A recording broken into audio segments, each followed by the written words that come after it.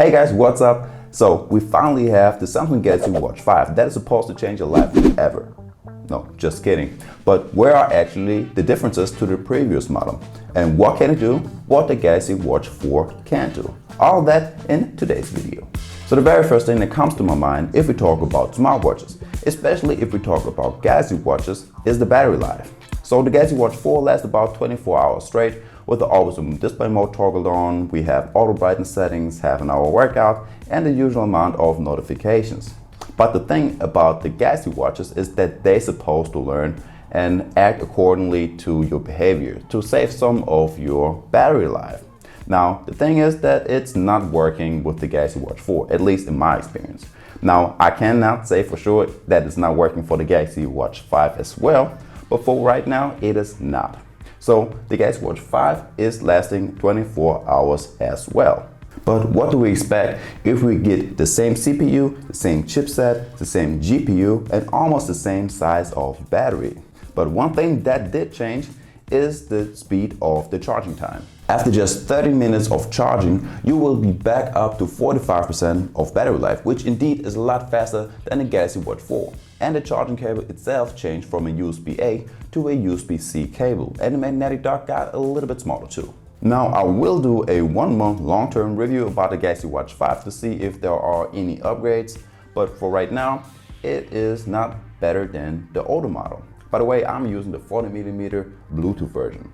Alright, next up the specs. And of course there are many different versions of the Galaxy Watch 4 and 5. But if we compare the 40mm active versions, the first thing to notice are the straps. Now the straps on the Galaxy Watch 5 40mm are super soft and have a smooth finish to them, instead of the more durable, sturdy, and not as flexible ones that we get on the Galaxy Watch 4. Next up, the display. Now on both watches we have a 1.2-inch AMOLED touch display with a resolution of 396 by 396 pixels. But we do get a big upgrade in the materials.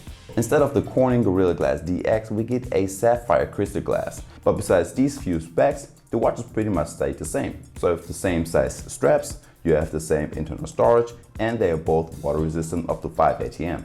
Okay guys, the probably biggest difference of the Galaxy Watch 4 and 5 is the price. So the Galaxy Watch 4 is now about 1 year old and you can get some great deals.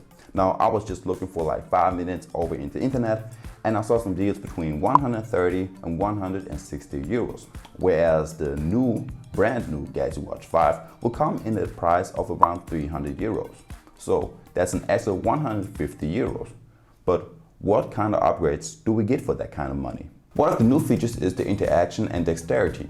The main focus of this feature is how fast it recognizes a continuous touch as a touch, with either 1.3 seconds delay, 0.5, 1 or 1.5 seconds. The same goes with your taps.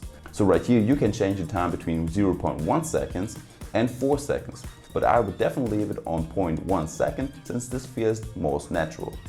And as for that, you can ignore repeated touches. So the first one does work, but if you happen to tap it again in the next 0.1 or 4 seconds, depending on what you want, it will not recognize another touch on this time. Next up are the watch faces. So we already had plenty of watch faces on the Galaxy Watch 4, but now we have even more.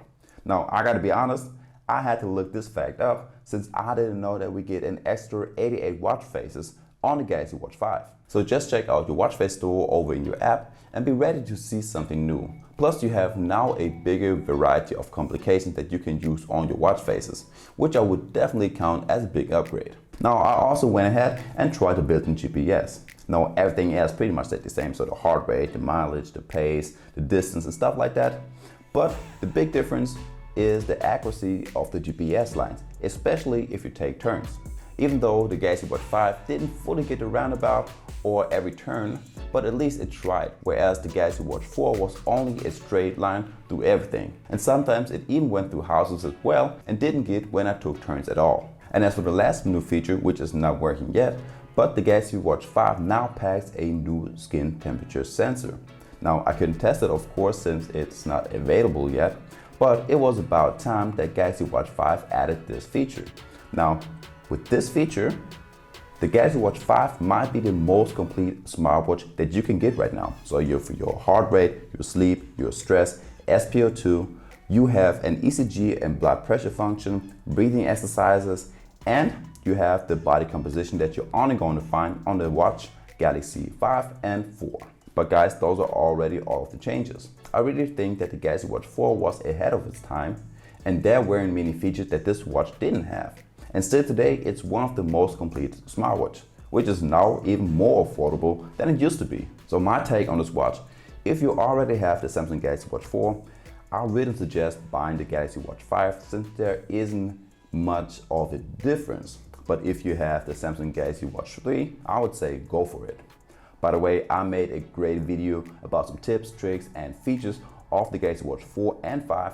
Just click that video right here and you get right to it. And guys, that's already it for today. I hope you liked my video. If you did, smash the like button and subscribe to my channel. And with that being said, see you next time. Peace.